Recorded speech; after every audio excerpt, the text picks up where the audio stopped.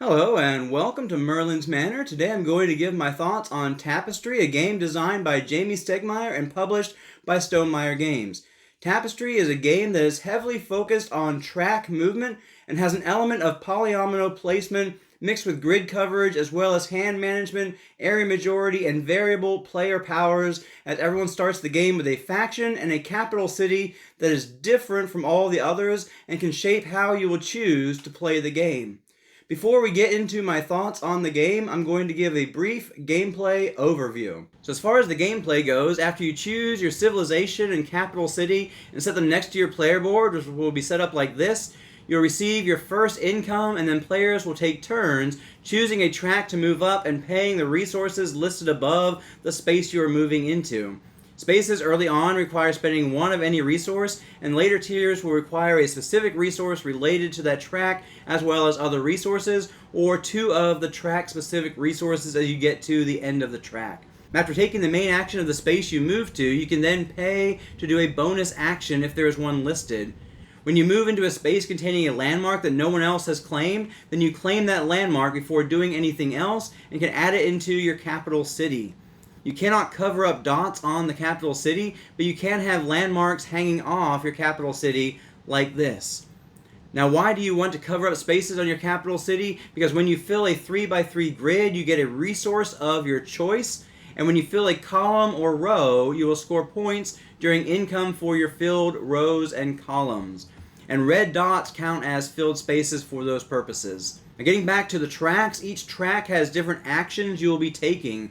The exploration track will have you getting tiles and placing tiles on a shared board in spaces adjacent to somewhere you control, typically by having a tower on it. Exploring gets you points for each side where the artwork matches, and the benefit in the center of the tile as well. Eventually, the exploration track will end with the exploration of space if you make it that far. Now, the military track focuses on conquering, and you'll be placing out towers on the board to gain control of areas. You can place on an empty space or a space with only one opponent's tower. If placing where an opponent is, you topple their tower, gaining control of the hex, and then you roll dice to gain either victory points or resources. The tech track focuses on gaining inventions, which give you benefits as you upgrade them and also give you points during the income phase. The science track allows you to roll a die, which will help you move up on tracks. Each of these tracks also provide various income buildings, which you will place out into your capital, covering up a single space, and they unlock extra income actions. There are also opportunities to score points as you move up these tracks. When you are no longer able to or no longer want to take actions to move up on tracks, you will then take an income turn. You will gain benefits from your civilization if there are applicable benefits there. You're going to play a tapestry card either for immediate benefits or ongoing benefits in the next era. Then you'll upgrade an invention if you have one to upgrade and gain the benefits for doing so. Then you'll score points based on unlocked areas on your income board, and then gain resource income as indicated on the board. Whoever takes income first for an era gets to gain 1, 2, or 3 resources depending on the era moved into. And since players can take income at different times, players may find themselves in different eras from one another. The game ends when all players have taken their final income turn, moving into the 5th era, and the player with the most victory points wins the game.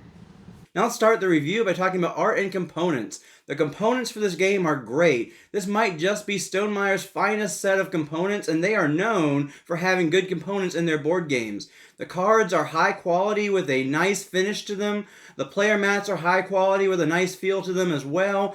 But the highlight of the games from the components perspective are the different buildings that you can acquire to put on your capital mats. You have all these amazing and unique landmarks that you're placing out on your capital city board, which adds so much to the table presence of this game.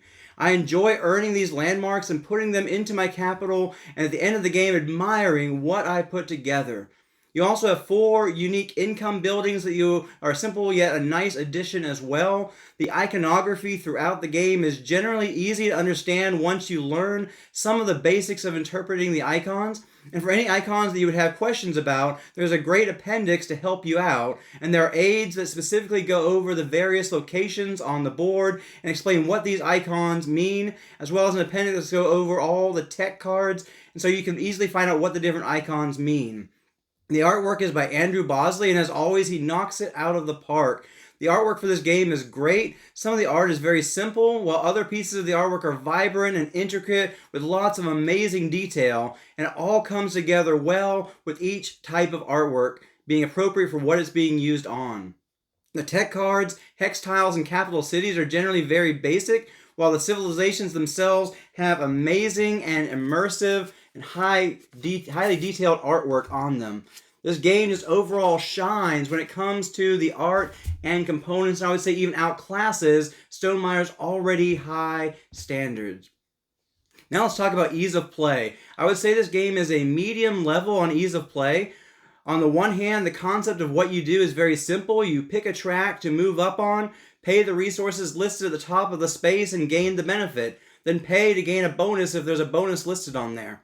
Similarly, playing buildings into your capital city is a fairly simple concept.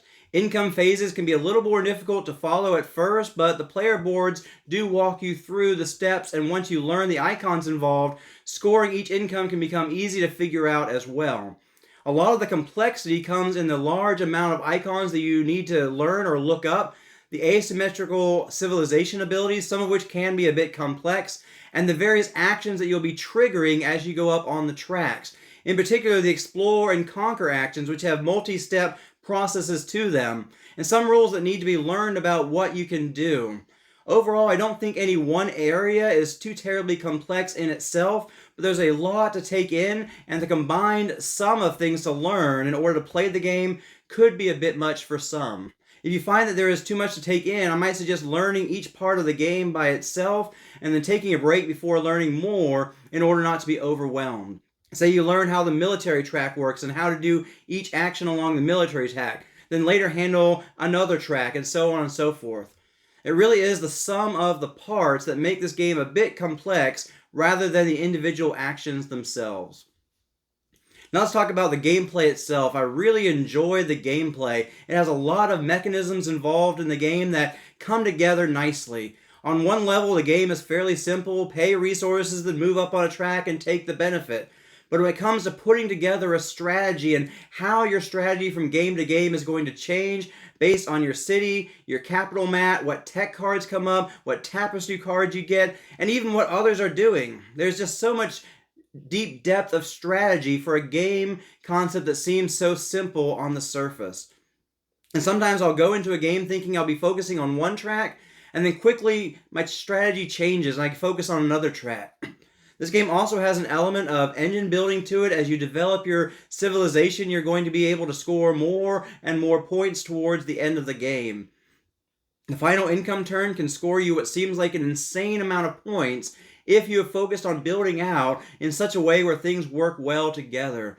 There is a push and pull between getting things done in an era and claiming the extra resources by being the first person to move into a new era. And if you have a tapestry card which supplies a benefit for the era, you might even want to jump into the next era with extra resources to take full advantage of that tapestry card. But you might be giving up some income benefits by jumping in early. The game also is not too mean or take that. You'll sometimes topple others, which will knock out an area of control, but that's probably not going to be a major focus in anyone's game, as there is a need to do other things as well. There is a competition to achieve certain goals first or second, like conquering the middle island of the board, advancing to the end of the track, and toppling two opponents' towers, which supplies a large part of the interaction within the game, along with the race to gain the different landmarks along the tracks that you are racing up. If you find it unlikely that you'll win a race on one track, it may shift your strategy into focusing on another track. I enjoy the polyomino placement and the puzzle to figure out how best to utilize your capital city to gain resources when you need them and to fill rows and columns in order to score points. It also has a unique scoring mechanism during the income phase, whereas you unlock more spaces by placing your buildings out into your capital city, you're going to score for your city multiple times each income phase. Or if you focus on other tracks, you score for how many tech cards you have, or for the territories that you control, or just straight up victory points each income phase. And which income buildings you focus on unlocking really ought to play into either the resources you're going to need or the areas of scoring that you are best going to utilize, or ideally, both. Now, I really like the asymmetric powers, which provide a starting point for strategy and keep the game interesting, and keep me wanting to come back and try other civs. There has been some talk over the years about the balancing of these civs and how some are too powerful and others are too weak. Whenever you have asymmetric powers, it can be hard to strike a perfect balance, especially when there are synergies between other elements of the game that can just work out powerfully in a game. And the civs have gone through a final rebalancing process, though I do think imbalances have been greatly exaggerated. The truth of the matter is that any civilization can feel overpowered when it is played right, if a player really leans into a proper strategy for that civilization. And any of the civilizations can feel weak if a player fails to understand how best to utilize that civ to its fullest. This game really forces you to figure out and lean into your civ's strong points in order to have a strong game. And I love the puzzle that comes with that, as well as all the other variables that you will need to figure out along the way. There are so many different things you can focus on each game, so many different ways to gain advantages in order to score points. Finding a synergy between various things is the key to a winning strategy, and I just love the puzzle of working out those synergies each game. The base game comes with some basic capitals, but with expansions you can get some capitals with their own asymmetric abilities. And you have to work out how all those are going to synergize together as well. You also have the option to choose one of the base capital cities. The solo experience, the solo automa is a little complex to figure out at first, but once you figure it out, it becomes simple to run and provide some strong competition. You actually will run 2 AIs in the solo game, but one of the AIs is there just to race down the tracks to claim landmarks and to beat you to the end of the track achievement, while the other bot is your actual opponent. I really enjoy the solo experience as much as the multiplayer for this game, and an advantage to playing solo is I can more often get the game to the table and try out all of the various civs. I would warn that this is a somewhat intimidating bot to learn to run, but it winds up being simpler than it appears on the surface. I hesitated the first time I pulled out the solo rulebook and tried to learn it, as I felt a little overwhelmed, but it was not as tough as it seemed on the surface. Perhaps it was the idea of running 2 bots that made it even more intimidating, but the second bot is pretty basic in what it does. The secondary bot is also recommended to be included in 2-player games to amp up the competition for the end of track achievement, as well as to grab landmarks from the 2 players before they can get there. But I found it typically would really advance on one track, making players typically choose the other tracks to focus on, and would often win first place on the achievement track, basically just making it so only second place was open. And I was not sure if it was really worth the extra upkeep to include in a 2-player game. Now let's talk about replayability. This game has a super high level of replayability out of the box, which will only increase if you get the expansions. The asymmetric civilizations are a major key to the replayability, as there are 16 different civilizations in the base game, which all change up the way you play the game. On top of that, you have a bunch of tech cards and tapestry cards, which are going to change how you play.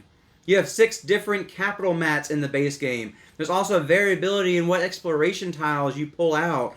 All of these things are going to change up your strategy some each game as you try to find out how to synergize things together with the new combinations that come out each game.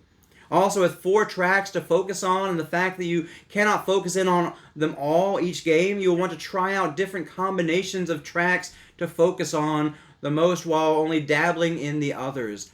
Add in the expansions, you're multiplying the replayability, as the expansions are mostly about more stuff rather than adding a bunch of new mechanisms. The biggest additions from a replay perspective are the extra civilizations, which I think they're like about 41 total civilizations if you get all of the expansions. And then you've got also the new capital boards, which add different abilities rather than just a different arrangement of impassable land.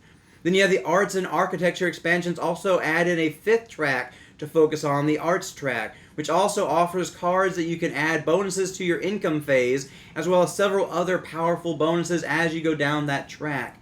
But it can split your attention a bit and will definitely change up the gameplay. One of the expansions adds landmark cards, which each player gains at the start of the game, and which can be placed once you achieve a certain condition on your personal landmark card. Just giving you one more thing to think about and to do, which also adds to the experience. And of course, these expansions add more of the various cards as well, which adds to the replayability. But I will say the biggest thing that keeps me coming back is wanting to try out all of the civs and learning how best to utilize the different civilizations. This is a game that I estimate I could play over 100 times and still feel fresh. And this is mainly because of those asymmetric powers, but also from the many different paths to victory, the many different synergies that you can search for in each game. Now let's talk about the theme for a moment. The game has a civilization building theme that is a lot of fun, but this is not a typical civ building game, and so it is important to realize that going in. It is more of a track movement game with a civilization building theme. And as you build your civilization, you are going to need to figure out what kind of civilization you are going to build. Will it be one that's focused on inventions and scientific advancements? Will it be one focused on exploring and conquering, or different other combinations? I do believe the mechanisms work towards the civ building theme as long as you realize this does not play like a typical civ building game. And at the end, you can look at your capital city that you built and the areas people have conquered and fallen to be conquered by another, and just all that your civ has accomplished through the eras. And there is something satisfying about being the civilization that built the space shuttle and then reached out and explored the skies, as you see these different space tiles here. And so that's just very satisfying to make it out into space. Now let's get into my final thoughts. Originally, I gave this game an 8.5 out of 10, but after diving into the game again and playing with more civilizations and with the rebalancing that has taken place, and without trying to let all the expansion material sway me too much in my rating, I'm going to give this game a 9 out of 10. If I were to include all the expansions and what they offer, I might even be tempted to push this to a 9.5, but I'm going to settle on a score of 9 out of 10, especially just for the base game. The game is probably still not perfectly balanced, but it is a lot of fun, so who cares if it's perfectly balanced? I feel it's balanced enough, and as I said earlier, every faction can feel overpowered if you play it well, and many civs can feel underpowered if you don't manage to lean into the powers the right way or find the synergies that work well with that civ. This game has a ton of replayability based on the variability you'll find from game to game, especially with the asymmetric factions and the capital cities and the tech cards and the tapestry cards, which will all change up how each game plays so much. The components are great, especially the buildings that you'll be placing out as you build your capital city, and Andrew Bosley did a great job on the artwork. And the game mechanisms are solid and fun, as this game brings in a bunch of different mechanisms that just work well together.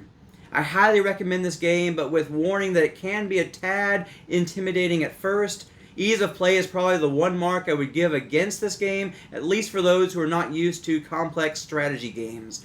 If you're one who is hyper-focused on balancing in games, definitely make sure you get the revised Civ pack and use those revised Civs and realize each game may not come out perfectly balanced, and so it may still not be a game for you. As always, I hope you have gotten something out of today's video that's helped you decide whether Tapestry is a game for you or not. I encourage you to check out these other videos and subscribe if you haven't already done so, and game on.